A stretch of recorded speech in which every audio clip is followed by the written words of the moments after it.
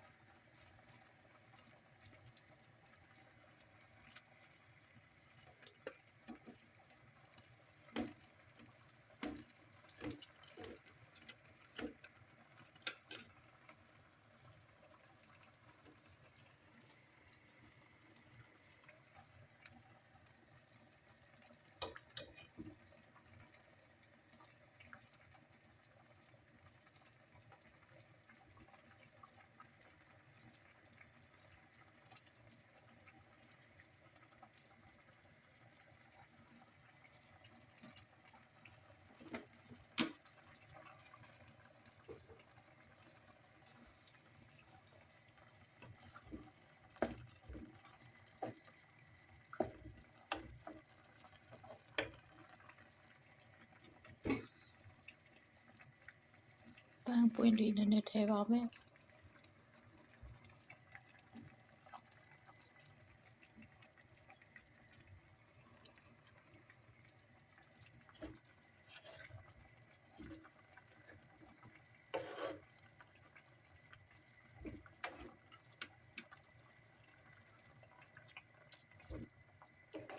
ထဲအောက်လမ်းပေးလိုက်ပါမယ်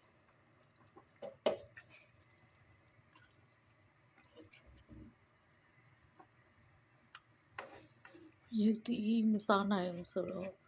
အီတလီလူမျိုးတွေကရုပ်သီးမစားနိုင်တော့ရုပ်သီးလေးနည်းနည်းပဲထည့်ထားပါတယ်ကိုယ့်အကူရုပ်သီးထည့်စားမှာပေါ့နော်ပြီးတော့အဲ့ဒါကိုတည်ထားရင်လည်းဒါပဲဟင်းပေါ့နော်ပဲဟင်းချိုမုံလောက်ဦးနီလေးထည့်ထားတယ်ခရမ်းချစ်တီလေးထည့်ထားတယ်ချက်ထားတယ်